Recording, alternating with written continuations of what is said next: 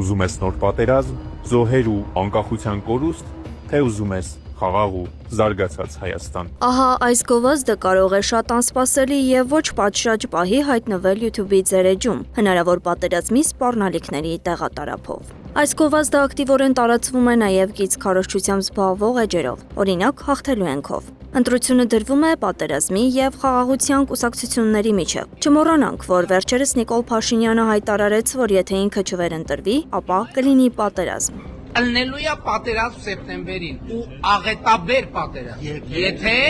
Եթե քաղաքացիական պայմանագիր կուսակցությունը սահմանադրական մեծամասնություն չեմ ասում ընտրություններում հաղթի։ Էջում տարածվում են նաև արհեստական բանականությամբ ստեղծված ծաղրական գրառումներ եւ տեսահոլովակներ։ Էջն ունի 45,000 հետևորդ։ Գործ ունենք շանտաժի հետ, որը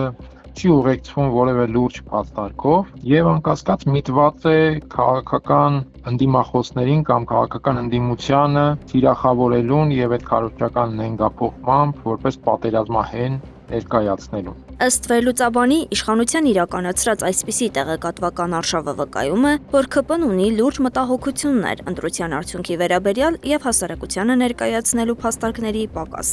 Որքան մոտենում է 2026 թվականի խորհրդարանական ընտրությունը, այդքան ակտիվանում են իշխանական կեղծ օգտահաշիվները, ապատեղեկությունն ու մանիպուլյացիան։ Թիրախում մրցակիցներն են, նպատակը սևացնելը։ Շատ տարածված տեխնոլոգիա է, երբ որ կեղծ օգտահաշիվներով դիմացինի դեմ հակաքարոզչություն են իրականացնում, մասնավորապես ռուսամետ 3 ընդդիմադիր ուժերի դեմ քարոզչանության քարոզարշավ են իրականացնում եւ քարոզչանությունները են բավանդակությունն են զարգացնում, որ այդ 3 ուժերի իշխանության գալու դեպքում պատերազմ սկսի եւ այլն։ Դեռևս մայիսի 2-ին անհայտ ծագումով սրտացավ Հայաստանն է հրապարակում արել, որ իբր Սամվել Կարապետյանը հայտարարել է, թե պետք է ամեն գնով օգնենք մեր դաշնակից Ռուսաստանին Ուկրաինայի դեմ պատերազմում։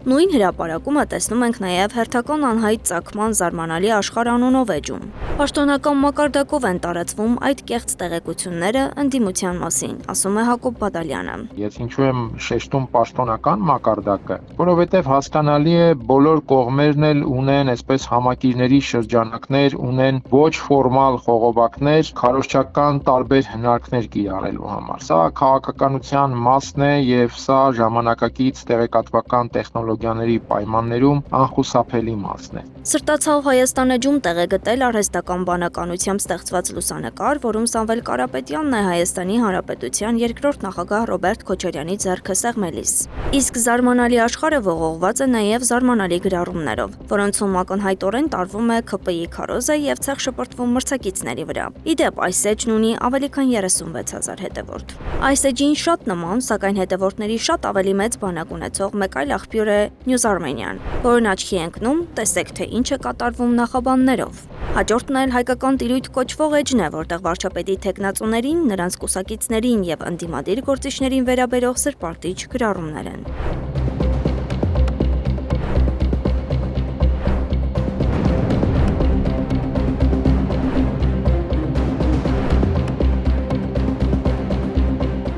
Այս էջն ունի 46,000 հետևորդ։ Քաղտեխնոլոգի դիտարկմամբ ընդդիմադիր ուժերը տեղեկատվական արշավի հարցում թույլ են աշխատում, մինչդեռ սև PR-ը շարունակում է աշխատել իրենց դեմ։ Կա սև PR, որը նորմալ է։ Ինչ կարող ենք ընդհանուր ամփոփել մեկ բառով։ Քարոզարշավի մասնակից ուժերի քարոզանտրաշավային ուրեմն գնահատականը 3 է այդ հիմնականին, որովհետև 3 կամ 3-ից անց, որտեղ ոչ մեկ էլ իր պոտենցիալով ուժերի ամբողջ պոտենցիալով չի աշխատում։ Փորձագետների դիտարկմամբ քաղաքացիական պայմանագիրը բացի հանրային հեռուստաընկերությունից եւ պետական բոլոր քարոզչամիջոցներից գործածում է նաեւ ստվերային միջոցներ։ Այսինքն իշխող ուժն անհանգստանում է, որ ընտրությունն իր օգտին չի ավարտվելու եւ օգտագործում է օգտահաշիվների, մեդիա մանիպուլյացիայի միջոցով հասարակությանն ուղղորդելու հնարքը։